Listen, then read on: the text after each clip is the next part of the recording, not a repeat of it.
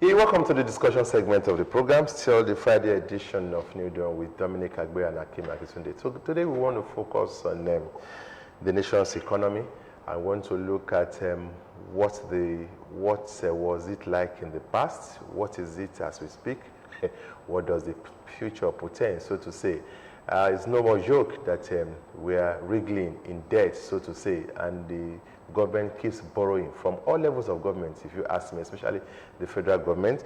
The little reserve we have as foreign reserve, we are we are still servicing debts as we speak. Recently, it was reported that Nigeria's public debt has climbed by 2.04 trillion in quarter one. In the first quarter, yes, to 41.6 trillion naira. That is debt. And the federal government's domestic debt service has also gulped 668.685 billion naira in 3 months. That's quite worrisome. And that's why we have brought to the front burner this first segment of the discussion part of the program this Friday, Nigeria's economic quagmire, implications and way out. We have two wonderful guests to look at this with us in the studio. Joining us in the studio is the National Vice President of the Nigeria Association of Chambers of Commerce, Industry, Mines and Agriculture, NASIMA, Alhaji Wasiu Babatunde Olaleye. Alhaji Olaleye, you're welcome to the program. Good morning. And joining us from Lagos via Zoom is today is Friday. He's also a musician, but we're not talking about music today. This is serious.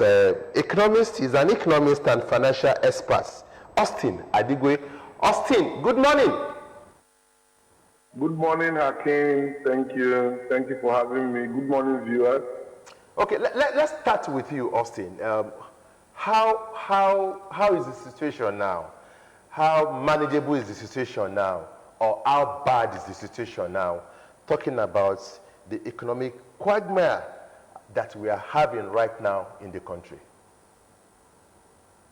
Okay, as you may have also known, as you have also read in different literature, the Nigerian ailing economy is actually bedeviled by structural issues.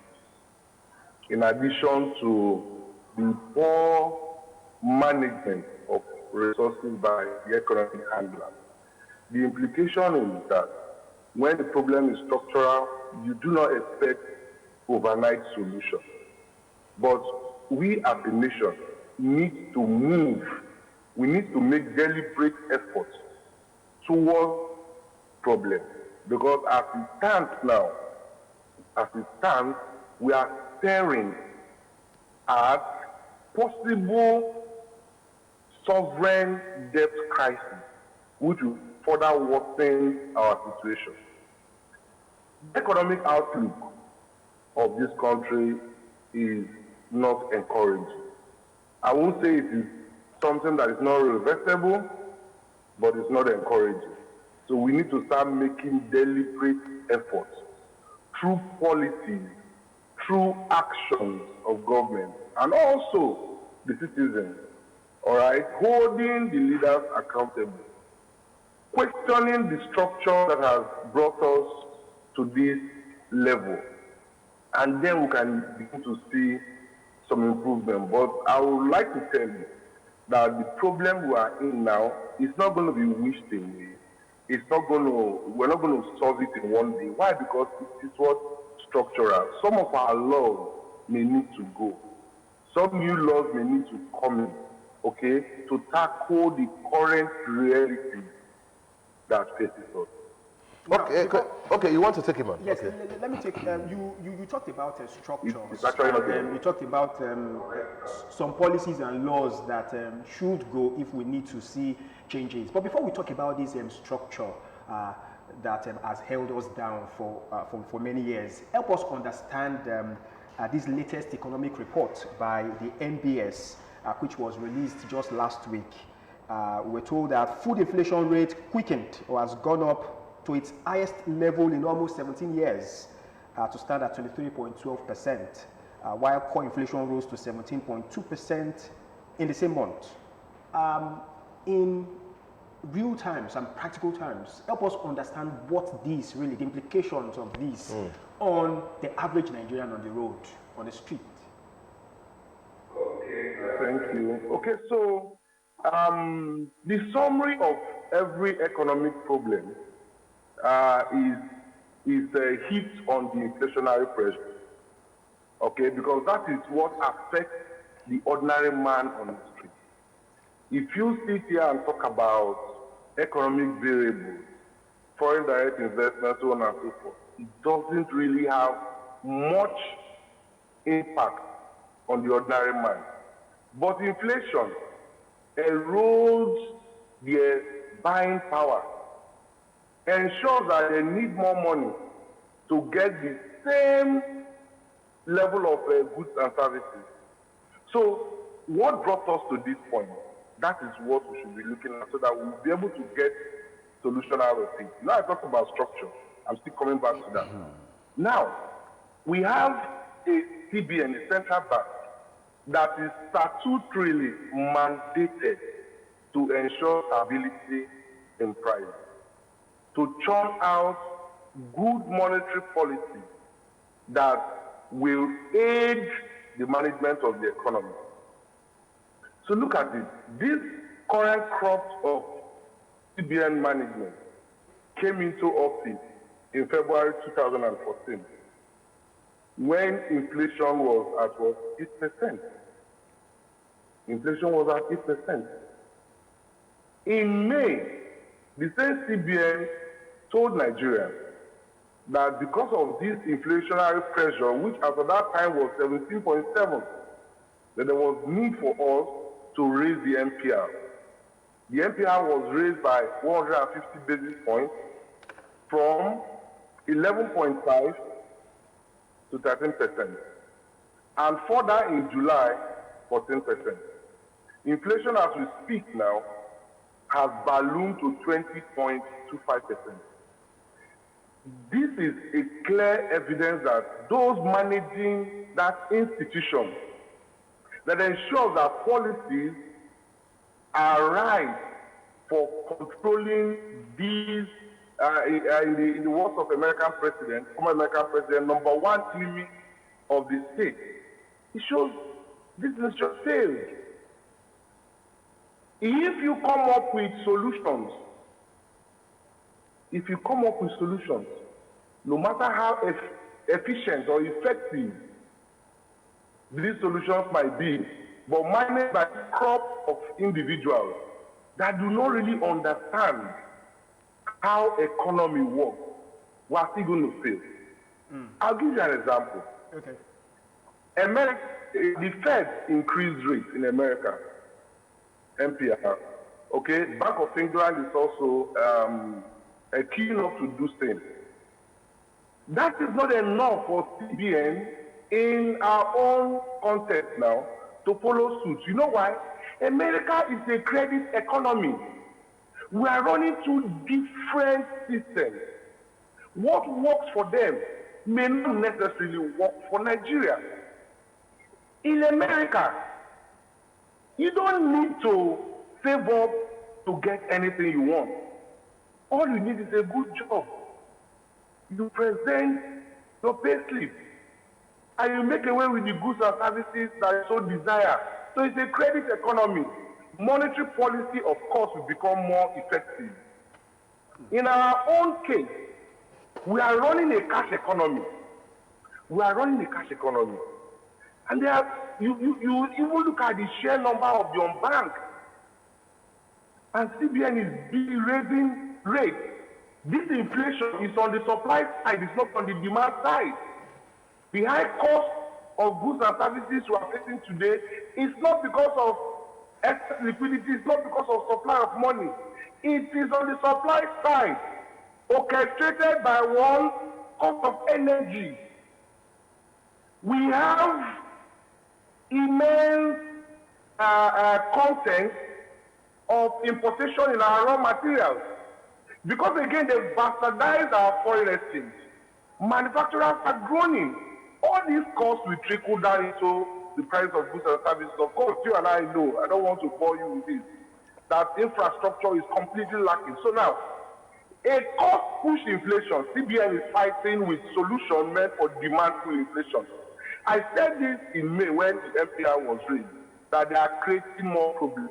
Already, manufacturers are overburdened with cost. Okay, so okay. Increasing rate, you're increasing the. Okay, Austin, we'll come back to If you. you want to get solution, We'll come back to you. Let's listen to Nasima. I don't know. Alhaji Wasiu Olaleye, how bad is the situation? Or for now, from the Nasima point of view, no cause for alarm yet? Thank you very much. I think I want to align with Mr. Austin because he really hit the nail on the head. When you look at it from the structural point of view, you agree that our structure is defective because this problem was seen coming. I can recollect that during the time of Okonjo-Iweala, when she was the coordinating minister of the economy, and she said we should save for the raining day. So all the state actors then were saying, no, let us share this money. You know, we are having reserve. Excess crude account was created to save whatever we have in excess so that we can use it for this type of situation. But it was not allowed then. So everybody the state actors wanted to be shared. So, and you can see where we find ourselves now. A situation whereby we rely on the income that is coming from the federation account, so that cannot take any state or any government to anywhere now. So in view of that, you will see that the structure is defective. But then when you look at it again, he said something about the manufacturing growing now. Yes, exactly. Because, in fact, I don't want to mention names, but here in Ogun State, I can say I know more than 10, 20 companies that have folded up, that are members in the Chamber of Commerce, simply because they could not run the factory again. And what happened? Take a situation, look at a situation whereby you buy your raw material for 1,000 naira at the beginning of this year, and now the same raw material is around 20,000 naira. So how do you address that? So a situation where we find ourselves that the energy we are going to consume, the power from the discos are not regular, so you need diesel to power your equipment. So you find out that you cannot continue to run on that. So you lay off staff and then either you close down. So, and the effect of that is that we are creating more unemployed people in the economy. So even those that are employed, the wages that are being paid now, even from the government side, from the private sector, the take-home package, can it take somebody home? Again, a bag of rice was what amount few months ago, few years ago, then what is the rate now?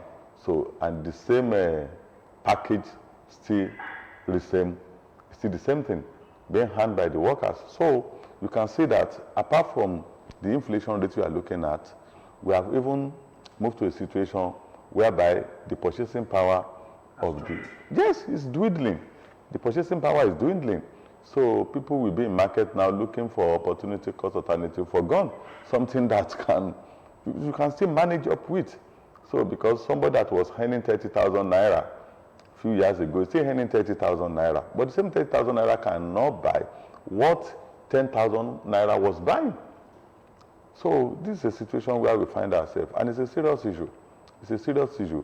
Every common man in the street is groaning, not only the manufacturing alone, even the taxi driver on the street, because it's affecting them. Can we also look at really what are those things that are triggering this inflation, this increase in the cost of commodities, increase in the cost of raw materials, which, according to you, have made quite a number of companies to fold up? Well, let's look at it from the first point, that when we're supposed to save for the rainy day, we fail to save. That's one. Two, our infrastructure defect. Three, we rely so much on imported goods. I will tell you a very simple example. During the time of our former president, Baba Olusegun Obasanjo GCFR, that was when Nigeria became net exporter of cement. Cement is a common product that everybody is aware of. So, and he used his own style, you know, he sourced for the information from the private sector. Then he told us this story when I followed our former national president, Yaludi Alaba Lawson, on a course call to him.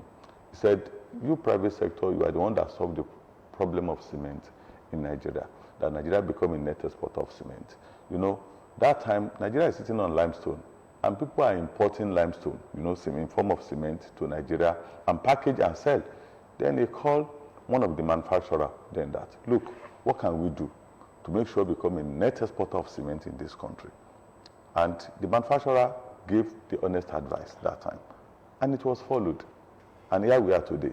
Suppose we are still using foreign exchange to bring cement to this country, a bag of cement will have been in the region of maybe 15,000, 20,000 naira.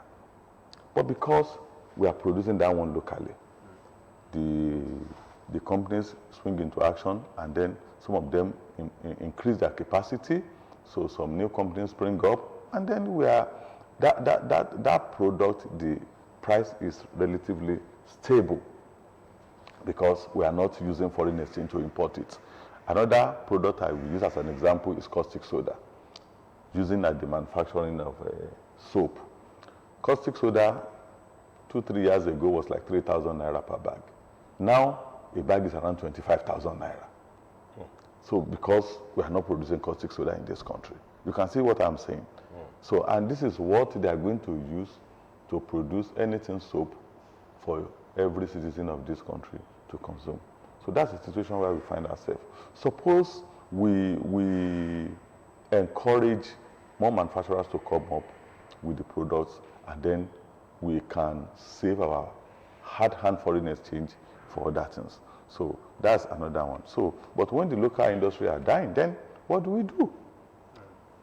Now, let us even now look at the local industry you talked about. I may not be able to talk so much about other areas, but when it comes to food production, growing what we eat, we have seen different interventions from successive governments over the years. We remember the Operation Feed the Nation of General Olusegun Obasanjo in the 70s. We also remember the Green Revolution of Shagari, and then the Structural Adjustment Program of Babangida, the Better Life for rural women. And then coming down, we also remember Fadama 1, Fadama 2, and the rest of them. We also remember Anko Borua's program, which is being run by this current administration. Now, why is it that despite all of this intervention, we have not really been able to achieve so much in terms of diversifying the economy, you know, from relying solely on oil to also ensuring that, you know, we also rely on agricultural produce. We have the land, we are endowed, and yet you were talking about homegrown. These are interventions to see that we grow what we eat and also export what we eat homegrown. But we have seen interventions, but these things have not really produced the much needed results that we are expecting. I think all those interventions, they are producing results.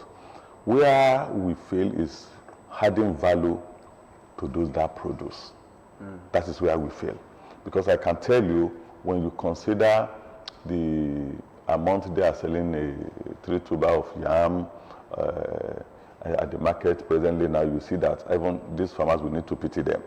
We have, but adding value to it, so maybe for export purpose, to hand foreign exchange, maybe for reserves, so that when we have a yam season, when we consume the one we can consume, then we can still protect some for when we don't have the yam season in the place. So where we feel is adding value, so that we can hand more money. For example, during the grand holdover, during the glut period.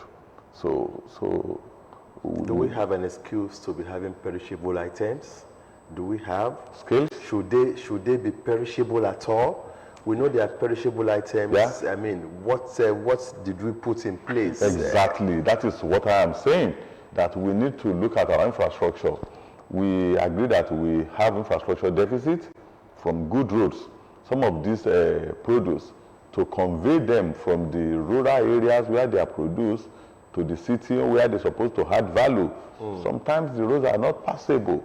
So some of these equipment that are needed to add value to this produce, some we need to bring them to this country, and so they need to run on energy, so we don't have regular power supply. So if you are going to use diesel to add value to them, then you see that you cannot break even, so we'll be running at loss. So those are the areas where we lack. Austin, let me come back to you, Austin. Austin? Okay. From an economics point of view, that should be a professional point of view. How did we get here? Where I'm going is this. At the almost end of President Obasanjo's regime, where Okunjo-Iweala was the Minister for Finance, there were very wonderful policies, and I think we got so many debts written off. Nigeria was big again. Nigeria could go into so many things. And we thought, well, we'll never go into that era again where we owed so much. But successive governments after that, what did they do wrong? Was it ineptitude? Was it economic arrogance or corruption? How did we get here? And the debt keeps growing. Thank you very much. You've identified clearly the issue. Because, I started by telling you that our economic problems are structural and also mismanagement of resources. You see, our economic handlers has actually not been fair to this country. In terms of their policy, in terms of their commitment to do the right thing. In 2015, our total debt was 12.6 trillion. Today, it's over 42 trillion. You can see the gap. Now, why do we have such issues or such problems? Some will say, like the finance minister was saying, what we have is a revenue problem and not debt problem. You can understand why she may need to speak like that. But whose responsibility it is to protect the country's revenue? Is it you and I that don't have the instrumentalities of power? I'll give you an example. Let me just give you a very good example. In July, NNPC Limited, July this year, I don't want to go too far into history. In July this year, NNPC Limited did not remit anything to FAC. The reason is they claim that they paid subsidy of 448 billion naira in the same month when the total revenue from crude oil was 400.7 billion. Look at it. Crude oil, the total revenue that was declared for the month of July was 400.7 billion naira.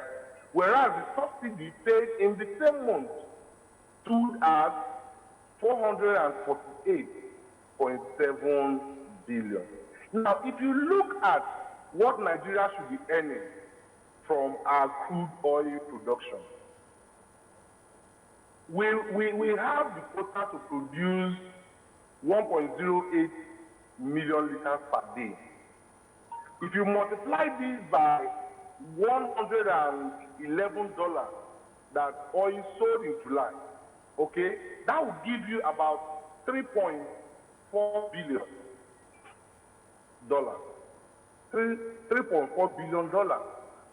Convert it to naira at the exchange rate of 430, it gives you 1.4 trillion, which means that Nigeria lost over 1 billion in oil theft in the month of July.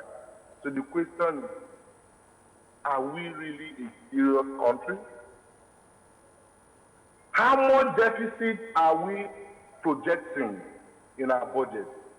And how much are we losing While other nations are pushing to increase their quota, Nigeria cannot even meet up the 1.08 million barrels per day that have been given to us as a right, as an OPEC member.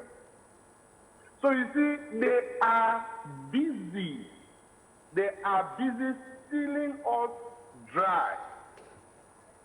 And to cover up, they go borrowing. In 1 month, you've lost 1 billion. In the same month, you are preparing to go and borrow. So you see that it is largely mismanagement. It's largely insincerity on the part of our economic handlers. Crude oil is not sweet that you just come put in your pocket and walk away. Are you telling me defense system cannot stop this bleeding? At least that we are not even making so much. Let us have the benefit of what we are supposed to make. Let's know that, yes, this revenue that was supposed to accrue to us in July, 1.4 trillion comes to our coffers instead of the paltry 447 billion NMPC Limited declared and did not release. Why? Because they claim they've also paid subsidies of 448 billion naira. I'm just trying to give you a foundation why our debt profile is ballooning. It's not rocket science.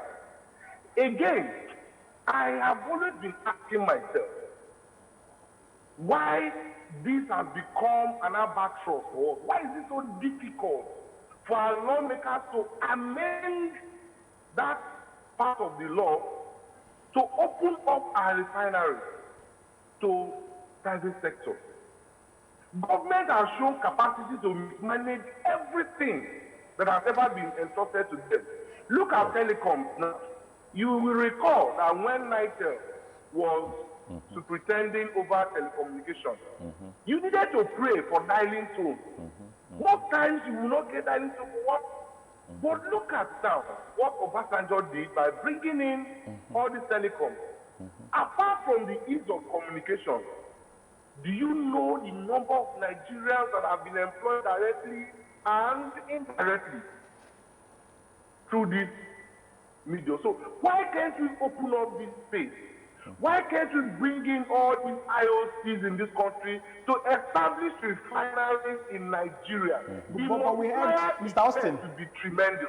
Mr. Austin, Yes. but we heard that Dangote is actually working on a refinery. In fact, he has been working on it since maybe 2014, 2015.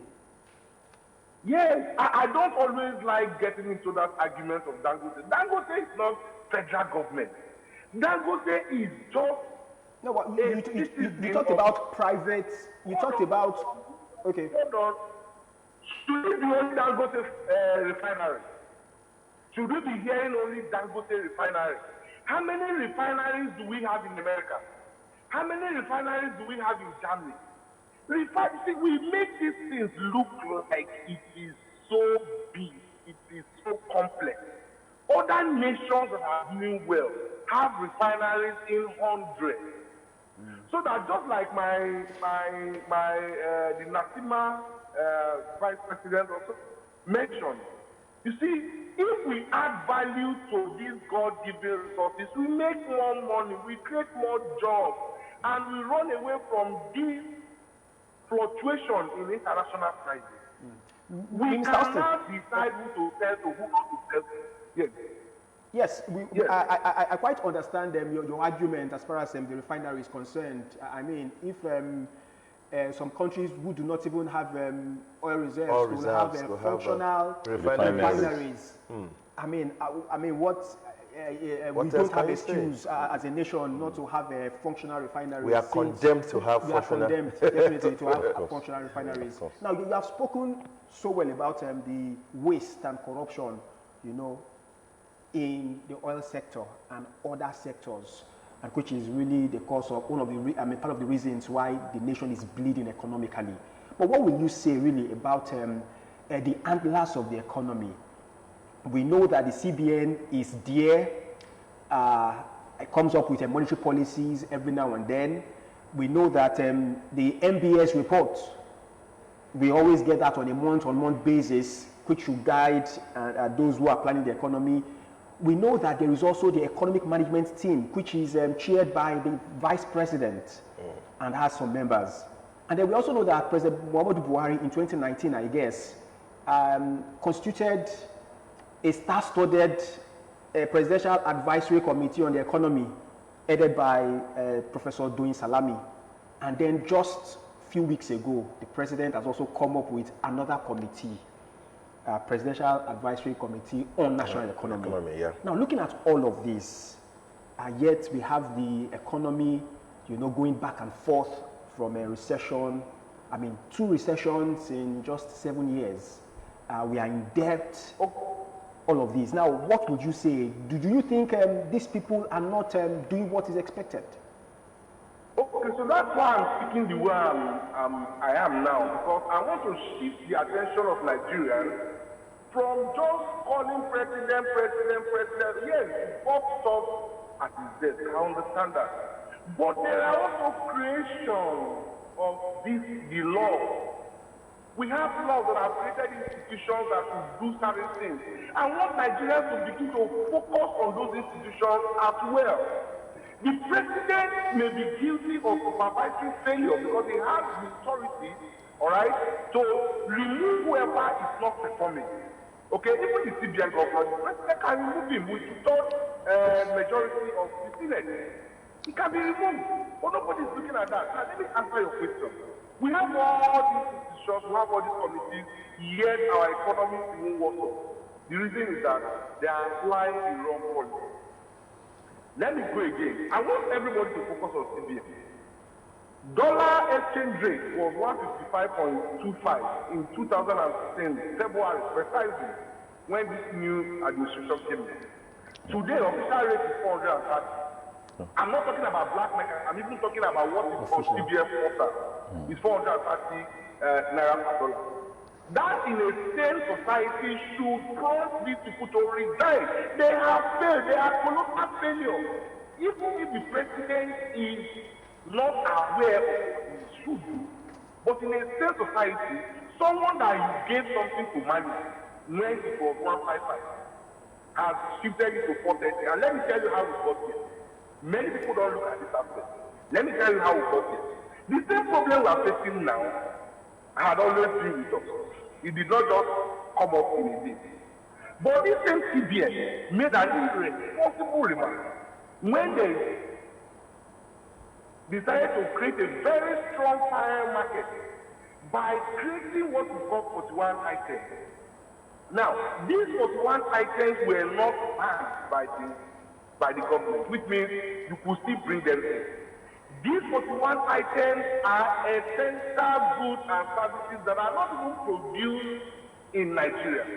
I just want to understand my point of argument. Now, a CBN is having issue with forest. You can manage it in different ways. But coming out to say these 41 items do not approach CBN for forest, go and source forest elsewhere. Are you not seeing that CBN government, by that singular statement, created a very strong fire market where traders were not willing to go and pay any premium to get this dollar in for the goods, knowing fully well that the cost will be pushed down to the consumers? Have you not seen it like that? Have you not always had issues with forest? They keep on bringing policies that will suffocate everybody. Look at it from this angle again. The same CBN is talking about intervention, and I'm glad you mentioned it. But let me tell you, those interventions are big failures. Let me tell you why. We have priority sectors. The priority sectors are the agri, the manufacturing, so on and so forth. So they get money from CBN at concessionary interest rates of 9%. But CBN also is not considering the value chain. These manufacturers get this loan at 9% as claimed, which of course I can confirm is true, okay? 5% or 9%. But they have suppliers, they have vendors, They have people that work with them that are not captured under the priority sector, that get funding from banks at non-concessionary interest rates. Those interest rates that banks are charging your supplier, a manufacturer, 30%, 40%, will be built into the material that they sell to the supplier, who gets loan at 9%. At the end of the day, it's not helping to reduce the cost of factor input. Rather, it's increasing the cost of factor input. And if they want to argue them, at the end, we are doing intervention to manufacturers. You are just giving them with the right and collecting even more back from them. Okay, thank you, Austin. Austin, Elijah, you heard him. Yeah. I was going to ask the question before he came with that landing point, that how much of effort have been put in place by the financial institutions headed by CBN to actually encourage people like you, encourage Nasima that we must just swim to safety, so to say. Well, thank you very much. I think they've done something in the past, even during the President Jonathan, there was this MSME intervention fund, 220 billion naira for MSME, most people that are in manufacturer, and 50% of the fund for women.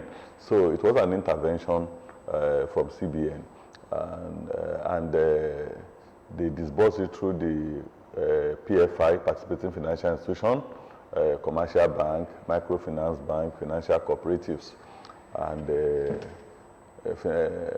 microfinance institution. So I think 4 PFI. So yes, people got that fund up to I think 10 million naira for one MSME. But the issue is that when you are borrowing, I think it was single digit. So when you are borrowing and other facilities are not there, the infrastructure are not supporting you, that's why we have problem. Even if you borrow, it's a loan and you must repay. So, and we are not having the right infrastructure in place that we encourage. You see, in running an MSME, we faced 2 major problems. When I was president of Ogun State Chamber of Commerce, we did a survey. And the first problem raised by the MSME practitioners was that access to fund, which the intervention will address. The intervention will address that. But the second one, access to market. Under access to market, that is where the infrastructure will come in. Good road. Even if you want to convey your goods from point A to point B and the roads are bad, if you are going to source for a vehicle, outsourcing the transportation, you pay more. If you are going to run your own funds, then you use more money on maintenance. Then other things like the corruption you mentioned. In fact, and security worries have been added. Yes. Security worries. Security worries there. That's another one. So, conveying goods from point A to point B in Nigeria, sometimes you pay through your nose before you can get to the destination.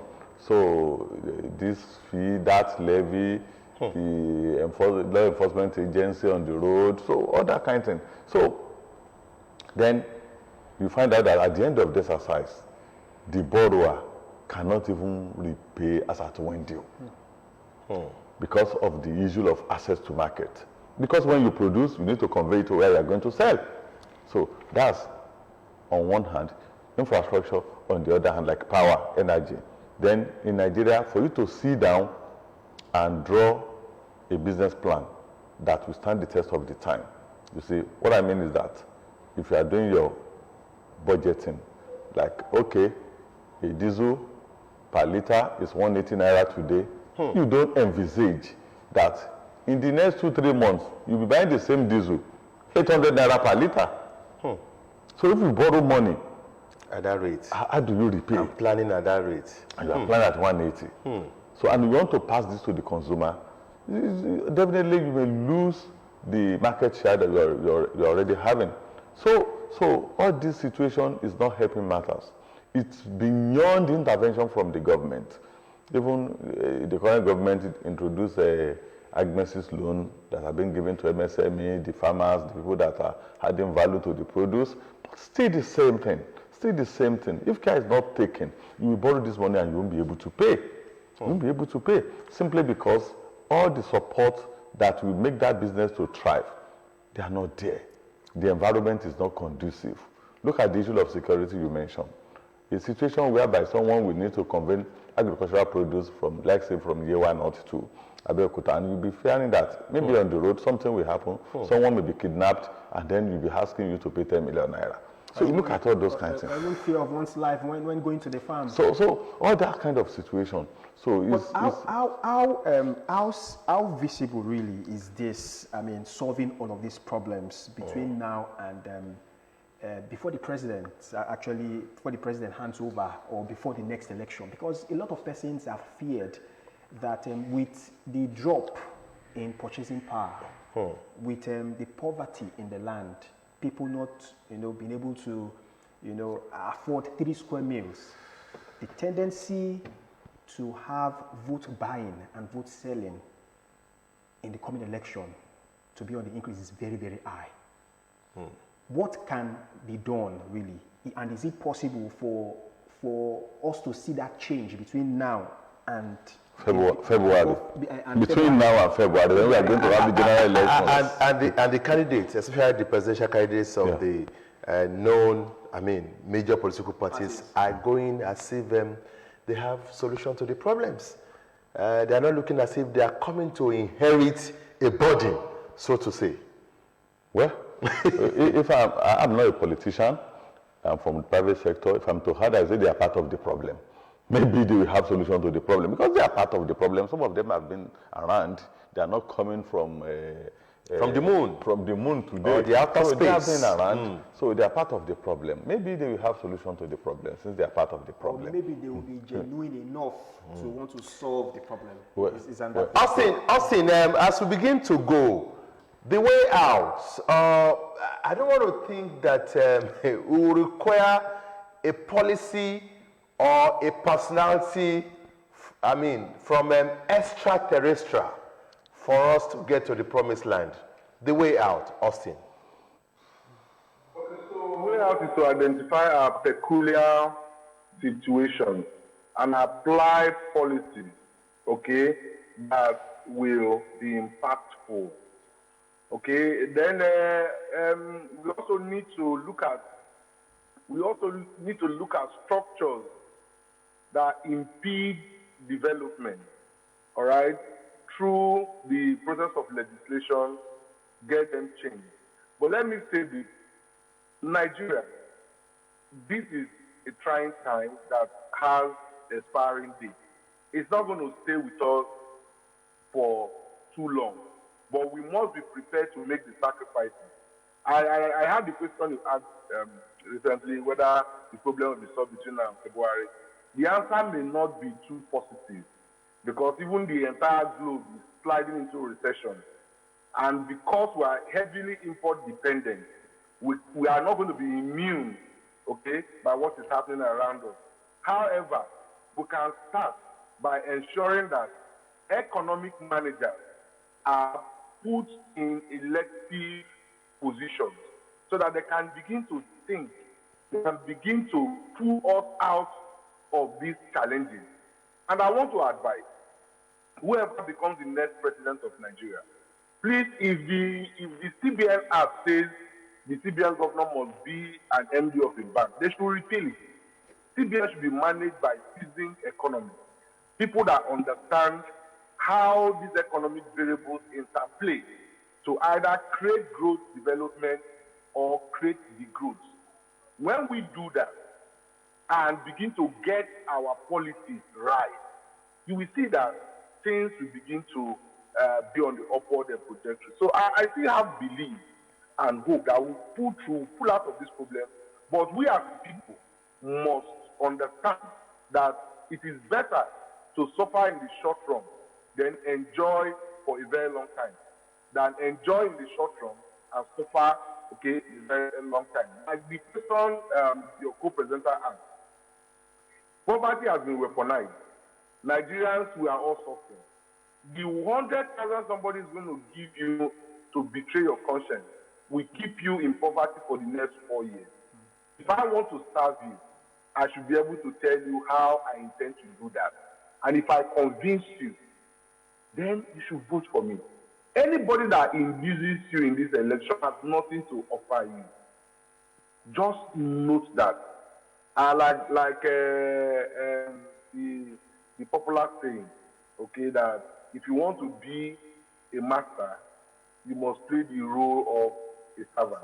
We'll get out of this, but we need to begin to make deliberate effort. Let us focus on all the institutions, National Assembly, EBN, state governors, councillors. Let us not be fixated on only the president. That's our problem. There are other people walking around the clock to either create value or destroy value for authenticity.